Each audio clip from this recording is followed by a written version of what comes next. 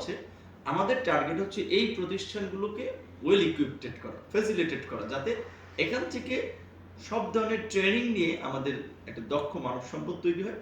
যারা বিদেশে যাবে আলহামদুলিল্লাহ, বিদেশে না গেলে দেশেও যেন তারা একটা কাজের তাদের সংস্থান হয়। সো এই ট্রেনিং, প্রশিক্ষণ এবং প্রশিক্ষণ প্রতিষ্ঠানগুলোকে আপনার সক্ষম করে তোলা, এটা আমাদের একটা অগ্রাধিকার আছে। ৪ নম্বর হচ্ছে যে আমাদের যে প্রবাসী যারা দেশের বাইরে যায়, তাদের ওয়েলফেয়ারটা নিশ্চিত করা। সেক্ষেত্রে আমরা ঢাকা, চট্টগ্রাম, সিলেট ৩ টা বিমানবন্দরে ৩ টা প্রবাসী কল্যাণ ডেস্ক আমরা বসিয়েছি, যে যারা শুধু প্রবাসীদের সার্ভিস দেওয়ার জন্য কাজ করবে।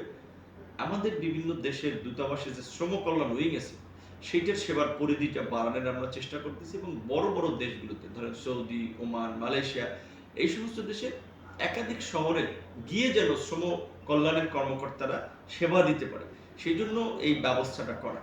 সো এইভাবে আমরা একদিকে যেমন একটা নিরাপদ অভিবাসন, স্বল্প খরচে বিদেশ গমন এবং প্রবাসীদের কল্যাণ নিশ্চিত করা, তাদের কষ্টে অর্জিত অর্থটা যেন বৈধভাবে দেশে তারা পাঠাতে পারে এবং সেটা যেন নিরাপদ থাকে, এজন্য আমরা বিভিন্ন ধরনের এই কল্যাণমুখী প্রোগ্রাম